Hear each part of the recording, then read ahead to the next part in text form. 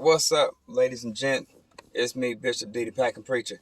Listen here, man. I just want to come by real quick. Just thought I'd share this with somebody. I just think that every American, everybody should have at least five different categories of firearms in their house.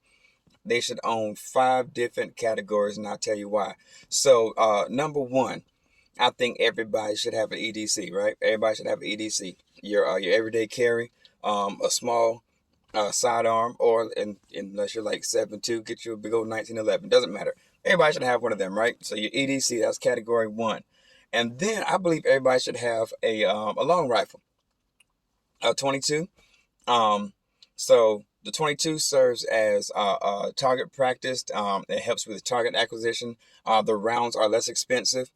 Especially if you have like an AR-15 or a shotgun or something like that, just getting used to that battery of arms, getting used to holding, positioning, sighting, getting used to it. And then it also serves for varmint chasing.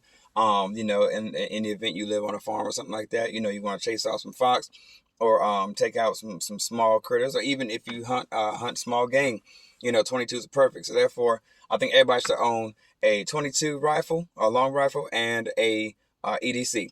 I also think everybody should own a higher caliber, higher capacity rifle, like an AR-15, right? AK-47, AR-15. Why? So two reasons. One, call it what you want to. Some people say like zombie apocalypse. All right, whatever. I think if you want to call it that category, whatever.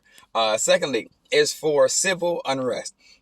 For example, say all heck breaks loose in your neighborhood, in your town. It's just civil unrest. People are rioting, all type of stuff, and it gets to that point where you got to go to the store and get something. You have to traverse from one place to the next, and then you're dealing with then you have you have a large capacity weapon that you'll be able to defend yourself from all type of attacks. And even if you're just walking down the street to get a gallon of milk or a gallon of water, and somebody tries you, they're gonna think twice when they see that big old AR-15 or AK-47 looking back at them, right?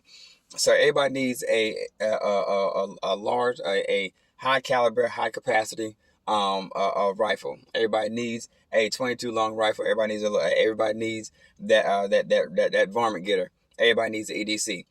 Everybody also needs a sidearm for that, that sidearm. Now that sidearm can serve for like example, so you got your AR-15, you can't carry but so many magazines, 7.62 or 223 or 5.56. Those rounds are expensive, though they can get expensive sometimes. So nevertheless, but you're not going to carry but so many magazines. Guess what happens when you run out?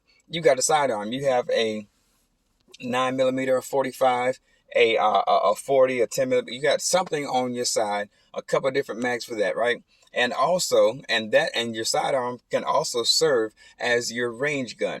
What do you go with whenever you want to stay proficient with your handgun? What do you want to stay proficient with? It can also serve as number five, which is your home defense. That sidearm can serve as your home defense.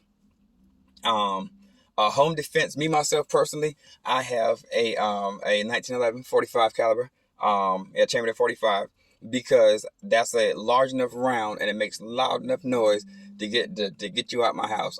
You have a light mounted on it. Some people prefer the shotgun. I just don't want to tape everything in the house buckshot, but buck slug, and you getting out my house.